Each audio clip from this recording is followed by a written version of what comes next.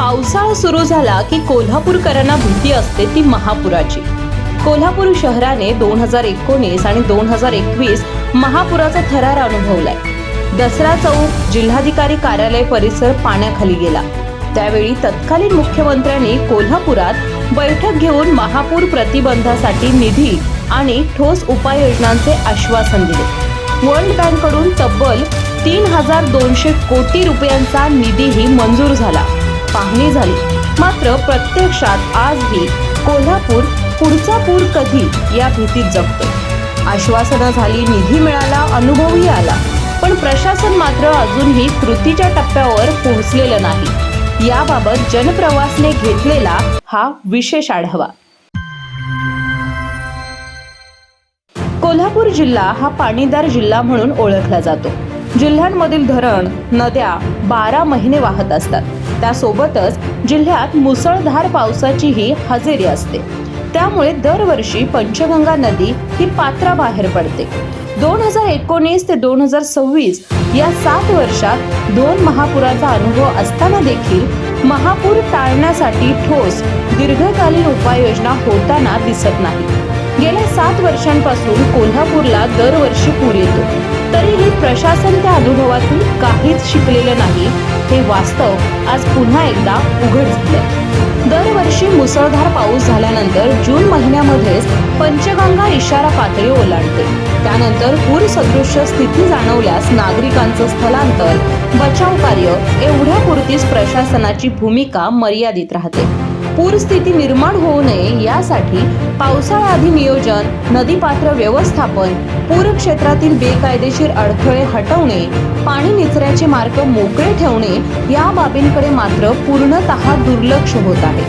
मागील 2-3 वर्षात वेळेवर नाले सफाई झाल्यानं पुराची व्याप्ती नियंत्रणात होती। मात्र यंदा जून महिना संपूनही नाले सफाई 100% पूर्ण झाली नव्हती। आवश्यक यंत्रसामग्री आणि साधनांसाठी निविदा प्रक्रिया उशिरा काढण्यात आल्यानं प्रशासनाचा भोंगळ आणि बेफिकीर कारभार स्पष्ट झाला। पूर येणार हे माहीत असूनही तयारी अपुरी हा निष्काळजीपणा नागरिकांच्या जीविताशी खेळणार आहे। दरवर्षी पूर येणार हे गृहीत धरून धरणातील पाणी साठ्याचे शास्त्रीय नियोजन आवश्यक असते। मात्र प्रत्यक्षात धरण व्यवस्थापनातील विस्कळीत निर्णय पूरस्थिती अधिक गंभीर करत असल्याचं चित्र आहे। एकीकडे पूर तर दुसरीकडे उन्हाळ्यात पाणी टंचाई हा विरोधाभास प्रशासनाच्या नियोजन शून्यतेची साक्ष देतो। कोल्हापूर जिल्हा पाणीदार असतानाही पावसाचं पाणी साठवणं, भूजल वाढवणे आणि सिंचनासाठी वापरणे या बाबतीत प्रशासनाचे काम अत्यंत तोकडे आहे। पाणी वाहून जाते, शेतीला फायदा होत नाही आणि शहराला पूर बसतो। हा दुहेरी फटका नागरिक सहन करत आहेत। यातच भर म्हणून जिल्ह्याच्या विकासासाठी सुरू असलेलं बांधकाम देखील रखडल्याचं चित्र पाहायला मिळतं। कसबा बावडा येथील राजाराम बंधारा येथे नवीन पुलाचं काम गेल्या 10 वर्षांपासून रखडलंय। बंधाऱ्यावरून दरवर्षी पाणी जात असून संपूर्ण वाहतूक ठप्प होत आहे। नागरिक अडकतात आणि आपत्कालीन सेवा विस्कळीत होत आहे। दुसरीकडे हिरण्यकेशी नदीवर असलेला पर्यायी पूल वाहून गेल्यानं चंदगडकडे जाणारी संपूर्ण वाहतूक ठप्प झाली। गेल्या 25 वर्षांपासून येथील पुलावर पाणी येतं, मात्र प्रशासनाच्या वतीनं आजपर्यंत योग्य पर्यायी व्यवस्था करण्यात आली नव्हती। गेल्या 8 महिन्यापूर्वीच 40 कोटी रुपये खर्च करून या ठिकाणी नवीन पूल बांधण्याचं काम सुरू असून जून महिन्यामध्ये हा मार्ग नागरिकांसाठी मोकळा करण्यात येणार होता। मात्र प्रशासन आणि कॉन्ट्रॅक्टरांच्या चालढकलपणामुळे जून महिना संपला तरी नागरिकांसाठी खुला करण्यात आलेला नाहीये। सध्या पर्यायी रस्ता वाहून गेल्यानं नागरिकांसह शाळकरी मुलांना याचा फटका बसताना दिसतो। अशीच परिस्थिती शहरातही पाहायला मिळते। कोल्हापुरात मुसळधार पाऊस नवा नाहीये, मात्र त्या तुलनेत दर्जेदार रस्ते होत नाहीत। टक्केवारीच्या किडीमुळे रस्ते निकृष्ट बनतात आणि पहिल्याच पावसात खड्ड्यांचं साम्राज्य उभं राहतं।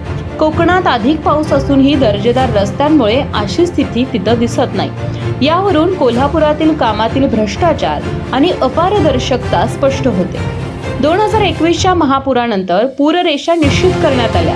ब्ल्यू लाईन मध्ये बांधकामास बंदी, रेड लाईन मध्ये अटींसह परवानगी असे नियम आहेत। मात्र शिवाजी पुलापासून केरली पर्यंत आणि तावडे हॉटेल पासून सांगली फाट्यापर्यंत भर टाकून उभारलेली शेड बेकायदेशीर बांधकामे आजही उभी आहेत। एकीकडे पंचगंगेचं पाणी नागरी भागात शिरतं, दुसरीकडे प्रशासन या अतिक्रमणांकडे जाणीवपूर्वक दुर्लक्ष करताना दिसतं।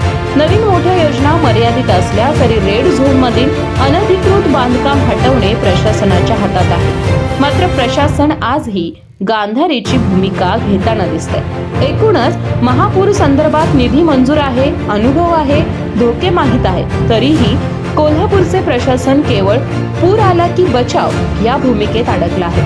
महापूर टाळण्यासाठी दीर्घकालीन नियोजन, नियमांची कडक अंमलबजावणी, भ्रष्टाचारमुक्त कामे आणि जबाबदारी निश्चिती झाली नाही तर दरवर्षी कोल्हापूरकरांनी पूर सहन करायचाच असा संदेशच प्रशासन देत आहे। आता प्रश्न एवढाच आहे, पुढील पूर येईपर्यंत तरी प्रशासन जागे होणार आहे का? जनप्रवास लाईव्हसाठी कॅमेरामॅन आकाश कांबळे सोबत अमृता पवार, कोल्हापूर।